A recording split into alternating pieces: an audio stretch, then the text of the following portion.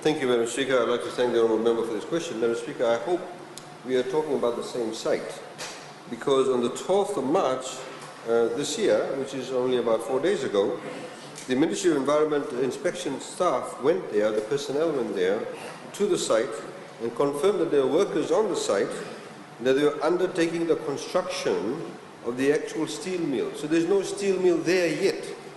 They're still building it. So if they're still building it, how can we have emissions from a steel mill? There's no steel mill there. They're actually constructing the steel mill.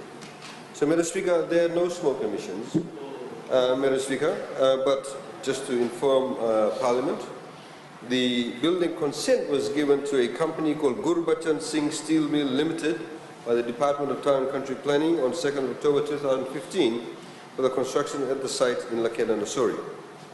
Once the steel mill is constructed, Honourable Member, through you, Madam Speaker, and prior to the operation, the company will be required under Part 5 of the relevant Act, which is the Environment Management Act 2005, to obtain a waste disposal permit from the Ministry of Environment.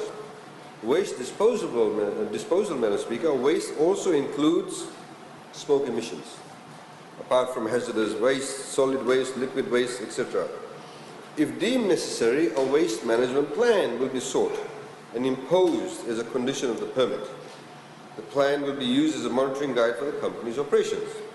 In the interim, Madam Speaker, should the Ministry of Environment, when applying the pathway, the proponent will need to submit all required environmental documentation from the Ministry of Environment that supports the existing proposal, and the proponent shall be informed to keep the gate accessible to the staff of Ministry of Environment so they can go and readily carry out inspections to find out if everything has been done according to the plan.